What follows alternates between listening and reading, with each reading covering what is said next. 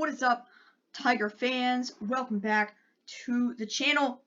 In this video, I will be making my predictions for the South Carolina Gamecocks in 2021, so their football season. I'll be predicting every game, and I'll be talking about the team. So, even though South Carolina is not going to be very good, they're headed in the right direction. With the new head coach and Shane Beamer, South Carolina is moving in the right direction. This is bringing a new energy to the program that they really, really needed.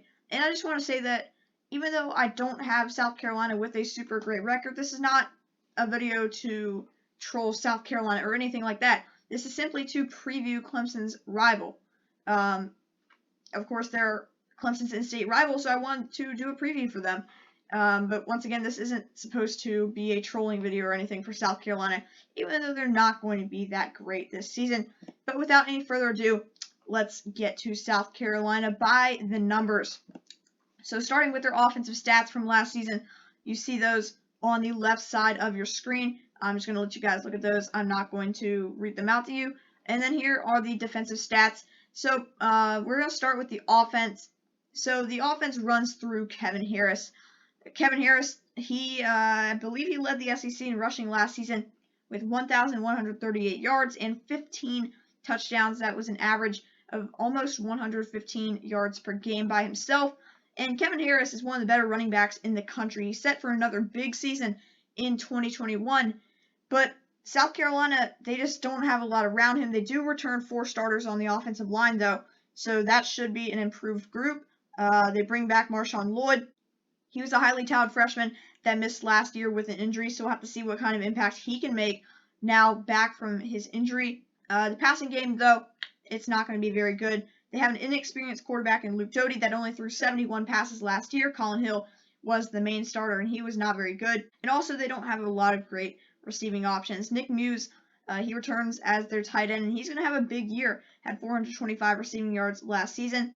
And lots of people think that E.J. Jenkins could be a breakout player at the wide receiver position, but this is still going to be a team that's going to run the ball a lot with Kevin Harris, and it's going to be, as I mentioned, a lot of running and probably not a lot of points on the board for South Carolina this year. I expect them to be towards the bottom of the SEC in scoring in 2021.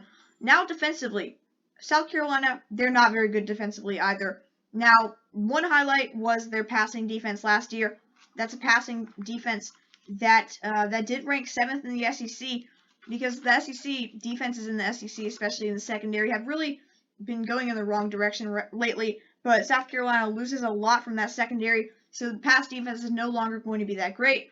However, they do return so much on the defensive line. You're bringing back Aaron Sterling, Zach Pickens, Jabari Ellis, Kingsley Enagbare, and just so much depth there. The defensive line is really a strength for South Carolina. It's a good group overall, but it's not going to be able to carry this defense. So I do expect South Carolina's defense to struggle quite a bit in 2021. But now we're going to head on to their schedule. And this is another pretty difficult schedule for South Carolina. So you see the schedule on the left side of your screen. So we're going to go game by game and pick every game on the schedule. Starting with Eastern Illinois, this is the first game with Shane Beamer as your head coach. There's a lot of positive energy in the stadium, and it's going to be an easy win for the Gamecocks. I'm chalking that up as an easy W. Next up, you're traveling to East Carolina. This is a little bit of a tricky game. East Carolina is going to have a good passing offense, but I think the defensive line will be able to pressure Holton Ahlers just enough to slow down this East Carolina offense. I think South Carolina has a lot of success on offense once again in this game, so I'm chalking this up as a close win. I do think East Carolina will keep it fairly close. I am pretty high on the Pirates in 2021. Next up, on September 18th, you are heading to Georgia. Of course, last time South Carolina went down to Georgia, they actually upset the Bulldogs, but that's not happening this year. JT Daniels is going to put on a show against a weakened South Carolina secondary, and Georgia, year after year, has one of the best rushing defenses in the country. South Carolina won't be able to get much going on offense, and defensively, they won't be able to slow down the Bulldogs. So that's going to be a loss in the books for South Carolina. But you're 2-1 heading into a home game against Kentucky. This would be, of course, Shane Beamer's first really good opportunity for an SEC win. But this is a Kentucky team that's so sound defensively and so good running the ball. And sure, South Carolina's run defense might be decent this year, but it's not going to be enough to slow down Kentucky.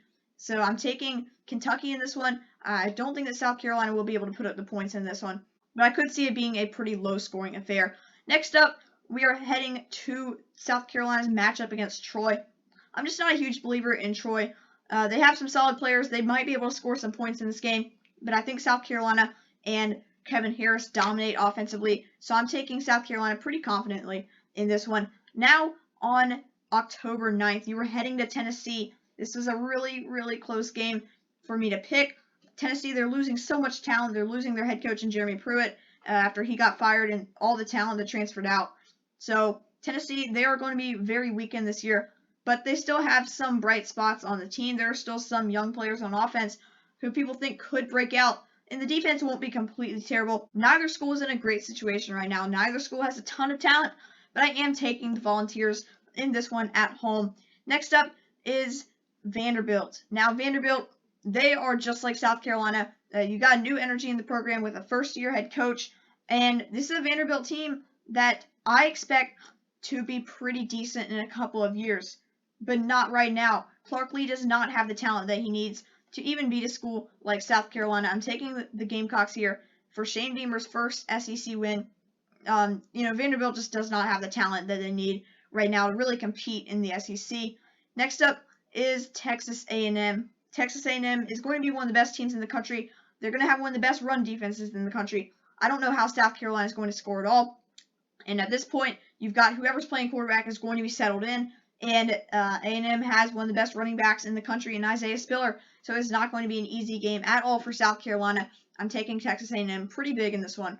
Now you've got a bye week before Florida comes to Columbia. So this is a pretty good upset opportunity.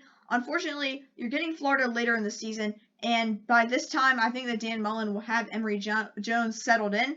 I think this Florida offense will be clicking, and Florida's defense, they struggled some last year, but I expect them to improve a lot, and I think that maybe you could see them give up some points, but I don't see South Carolina slowing down this Florida offense. Taking Florida in this one. Next up, at Missouri, I'm chalking this one up as a loss. I think Connor Bazelak has a big day.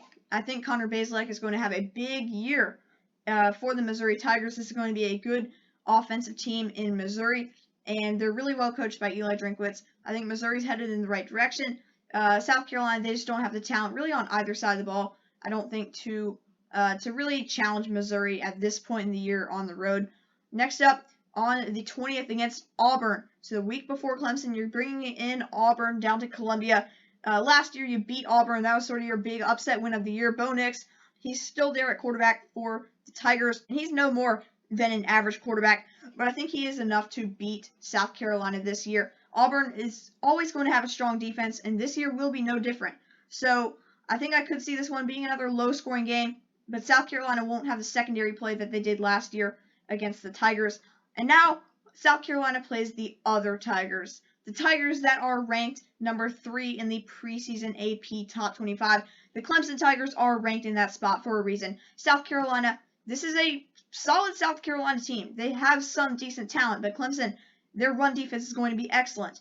And South Carolina, their defense is going to get burnt by DJ Uiagalelei. I think DJU has a big game through the air.